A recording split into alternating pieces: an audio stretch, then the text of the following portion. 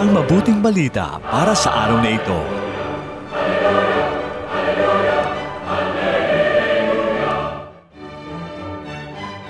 Mapayapang araw ng Miyerkules sa oktaba ng Pasko ng Pagkabuhay. Pasalamatan natin ang Panginoong Hesus na araw-araw na nakikipaglakbay sa atin.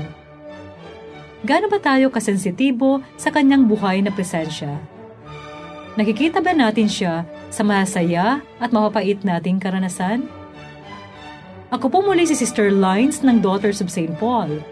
Atin ang pakinggan ng mabuting balita mula kay San Lucas, Kabanata 24. Talata 13 hanggang 35. Nang araw ng linggo, dalawa sa mga alagad ang naglalakad pa Emmaus sa kanilang pag-uusap at pagtatalakayan.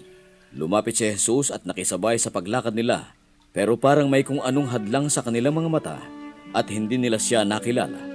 Tinanong niya sila, "Ano ba ang pinag-uusapan ninyo sa daan?"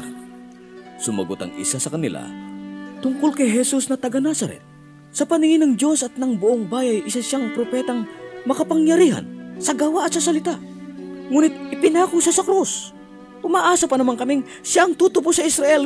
Hindi ba't kailangan magdusa ng ganito ang Mesiyas bago pumasok sa kanyang luwalhati? At sinimulan niyang ipaliwanag sa kanila ang lahat ng sinasabi ng kasulatan tungkol sa kanya. Nang malapit na sila sa nayong pupuntahan nila, parang magpapatuloy pa siya ng paglakad. Pero pinilit nila siya. "Manatili kang kasama namin dahil dapit hapon na at lumulubog na ang araw." Kaya pumasok siya at sumama sa kanila. Nang nasa hapag na siyang kasalo nila, kumuha siya ng tinapay, nagpuri at piniraso ito at ibinigay sa kanila. At nooy nabuksan ang kanilang mga mata at nakilala nila siya. At nawala siya sa kanilang paningin. Nag-usap sila, "Hindi ba't nag-aalab ang ating puso nang kinakausap niya tayo doon sa daan at pinaliliwanag sa atin ng mga kasulatan?" Noon di tumayo sila at nagbalik sa Jerusalem.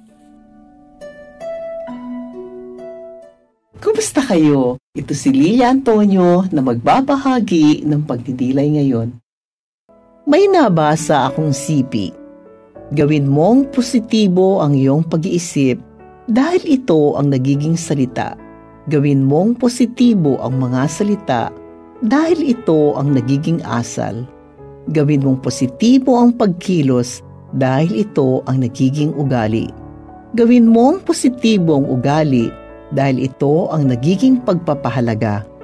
Gawin mong positibo ang pagpapahalaga dahil ito ang iyong magiging kapalaran. Malungkot, takot, tuliro, at waring wala ng bukas ang dalawang alagad pabalik ng Emmaus. Pero sinabayan at pinakinggan ni Jesus ang kanilang mga kabiguan at dating. Nang makilala siya, nagbalik ang kanilang tapang at sigla. O Jesus, dagdagan mo ang aming pananampalataya para sa tuwina'y maging positibo ang aming mga isip, asal at gawa. Amen. Isa na namang pagpapahayag ng mabuting balita ang iyong napakinggan para sa araw na ito. Makiisa sa aming misyon. Maging tagapagpahayag din ng mabuting balita sa pamamagitan ng pag-like, pag-share o pag-tag ng videong ito. At kung meron kayong mga prayer intentions, reactions o comments sa videong ito, i-message lamang kami sa Paulines Radio PH. At sa mga kababayan nating OFW, sa mga may sakit at sa lahat ng sumusubaybay ng programang ito na humihingi sa amin ng panalangin. Asahan po ninyong ipinagdarasal namin sa Diyos ang inyong mga kahilingan. Ako ay Sister Lines ng Daughters of St. Paul na nag-iiwan sa inyo ng mga katagang, magalak tayo at ipagdiwang ang muling pagkabuhay ng Panginoong Hesus. Tinubos niya na tayo sa kasalanan at walang hanggang kapahamakan. Pasalamatan natin siya sa kanyang handog na kaligtasan. Ang mabuting balita para sa araw na ito ay hatid sa inyo ng Paulines Radio. Where is humanity heading? Toward what goal is it aiming? Humanity is like a great river flowing into eternity. will it be saved? Will it be lost forever? Be a modern apostle and lead others towards heaven. The Daughters of St. Paul are missionary sisters serving the church through the media of social communications.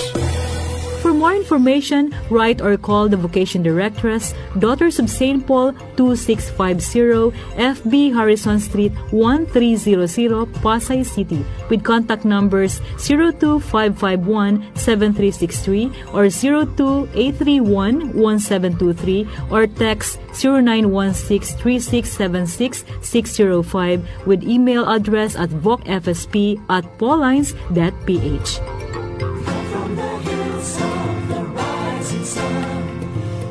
To reach out so the world may be one.